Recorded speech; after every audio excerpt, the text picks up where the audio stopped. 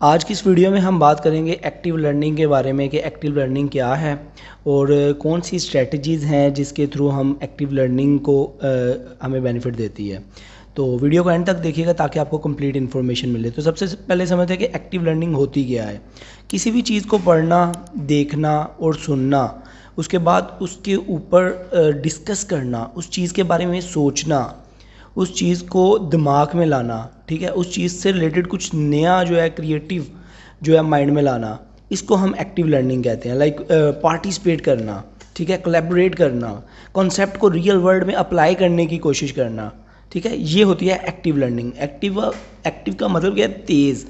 और सीखना, लर्निंग सीखना, तरीका, टेक्निक्स को कहते हैं तरीके, मेथड।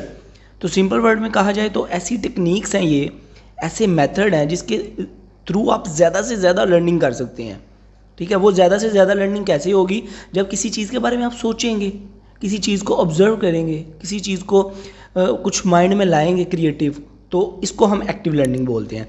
अभी इसकी आगे कुछ स्ट्रेटजीज़ हैं, ठीक है। सबसे पहली स्ट्रेटजीज़ आ जाती है इसके अंदर, थिंक पेयर शेयर, ठीक है। थिंक पेयर शेयर से मुराद ये है कि एग्जाम्पल के तौर पे जैसे स्टूडेंट जो हैं वो क्या करते हैं, पहले अपने ख्यालात को किसी भी चीज़ से रिलेटेड टीचर ने उन्हें बताया उसको लिख लेते हैं, ठीक है। फिर उसको अपने पार्टनर के साथ डिस्कस करते हैं, ठीक है, डिस्कस करते हैं। उससे क्या होता है, उसका पार्टनर लाइक उसका दोस्त जो है वो भी उसके बारे में बताता है कि हाँ यार ये इस तरह हो सकता है, इस तरह भी तो हो सकता है, इस तरह भी तो हो सकता है। मतलब एक चीज़ को वो जब शेयर करते हैं डिफरेंट पर्सपेक्टिव के साथ दोनों देखते हैं, इसको हम कहते हैं थिंक पेयर शेयर। इससे नॉलेज बढ़ता है और दूसरे का नॉलेज भी आपको मिलता है। सेकंड पे आ जाता है केस स्टडीज़। केस स्टडीज़ में क्या होता है कि real world scenarios like companies होगी, थ्योरेटिकल नॉलेज हो गया, प्रैक्टिकल स्किल्स हो गए, उसको अप्लाई करने की कोशिश करते हैं। वो जो आप लर्निंग कर रहे हैं उसको उसके ऊपर अप्लाई करते हैं, केस स्टडीज़ के ऊपर अप्लाई करते हैं, ठीक है। उसके बाद आ जाता है डिबेट। डिबेट से मुराद ये है कि ये ऐसी टेक्निक है जिसमें आप 2 3 4 स्टूडेंट्स को आपस में कहते हैं आप आपस में डिबेट करें।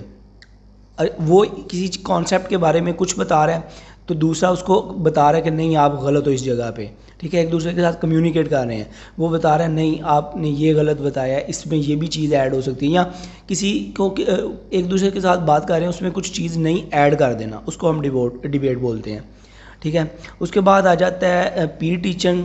पीर टीचिंग में क्या होता है कि स्टूडेंट अपने क्लासमेट को समझाता है, ठीक है, कॉन्सेप्ट देता है। और उसके बाद आ जाता है इंटरेक्टिव लेक्चर। इंटरेक्टिव लेक्चर से मुराद है कि लेक्चर के दौरान जब आप टीचर से क्वेश्चनिंग करते हैं, ठीक है, या टीचर आपको कोई एक्टिविटीज़ देता है जिसमें आप इंगेज होते हैं टीचर के साथ, कॉन्सेप्ट के साथ, जिससे आपको ज़्यादा अच्छे से सीखने को मिलता है, इसको कहते हैं इंटरेक्टिव लेक्चर, ठीक है। ये भी एक टेक्निक है एक्टिव लर्निंग की। उसके बाद आ जाता है स्पेस रिपीटेशन।